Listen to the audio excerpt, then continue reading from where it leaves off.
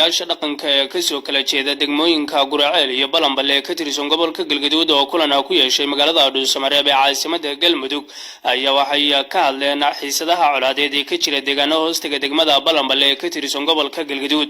Odayaasha ayaa waxay ku baaqeen in la joojiyo dagaalada iyo sidoo kale xiisadaha colaadeed ee ka jira deegaano hoostiga degmada Balanbale ee ka tirsan gobolka Galgaduud. Waxa kale oo ay sheegeen odayaasha in deegaanada lagu dagaalamayo ciidan ay u direen isla markaana ay kala dhex degeen maleeshiyaadka halkaasi ku dagaalamayay. waxaan isku raacnay xabad joojin in laga sameeyo hawsha u dhaxaysa Balanbale iyo reer Guraceel hawshooda. waxaan isla gaarnay in ciidamaan u soo dirnay amni labada beelood. waxaan leenahay ciidamada amniga la shaqeeya wixii dhaqdhaqaaq sameynaya si dhab ah uga hortaga. waxaan leenahay annagu waa go'aansanay nabad baan qaadanay waa heshiinay annagoo idinka wakiila dadkeena foromaha jooga ama deegaanka dariska ka ah oo isu muuqdaan aqaladoodii oo iswada yaqaana oo midba midka kale raadkiisa iyo magaciisa yaqaano oo ayihiisa yaqaano oo wada ehelka oo iswada dhalay.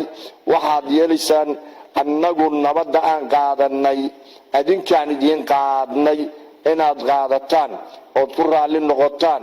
xabad joojin marka koowaad horta ay ka hirgasho meeshaas colka isu dhuranna la kala qaado.